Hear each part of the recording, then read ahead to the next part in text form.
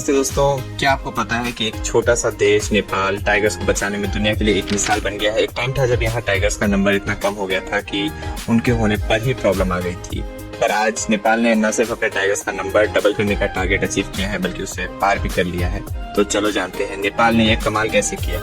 Year 2010 में Saint Petersburg में हुए ग्लोबल टाइगर समिट में 13 टाइगर रेंज कंट्रीज ने 2022 तक अपने टाइगर्स की पॉपुलेशन को डबल करने का टारगेट रखा था, जिसे TX टारगेट कहा गया। नेपाल उन कुछ कंट्रीज में से एक है जिसने इस टारगेट को न केवल अचीव किया बल्कि उससे कहीं आगे निकल गया।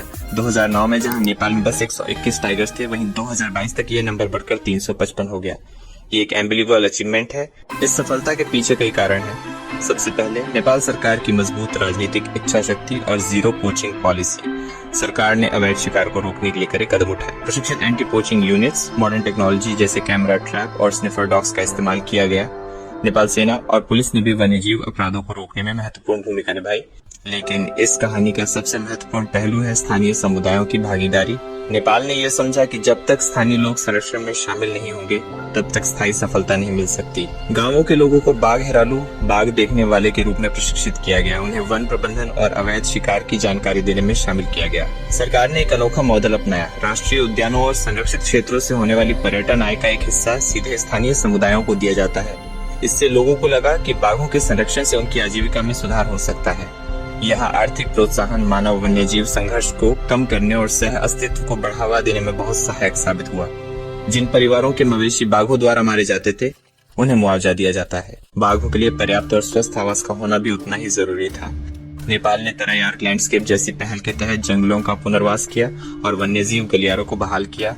ये गलियारे बाघों को संरक्षित क्षेत्रों के बीच स्वतंत्र रूप से घूमने में मदद करते हैं, जिससे उनकी आबादी में आनुवंशिक विविधता बनी रहती है। भारत के साथ सीमा पार सहयोग भी बाघों की सुरक्षित आवाजाही सुनिश्चित करता है। नेपाल ने वैज्ञानिक अनुसंधान और निगरानी को भी प्राथमिकता दी। नियमित सर्वेक्षण, कैमरा ट्रैप डेटा और जेनेटिक रिसर्च से बाघों के व्यवहार, विचरण और स्वास्थ्य को समझने में मदद मिली, जिससे अधिक प्रभावी संरक्षण रणनीतियां बनाई जा सकी। नेपाल की ये सफलता कहानी दुनिया के लिए एक बड़ा सबक है।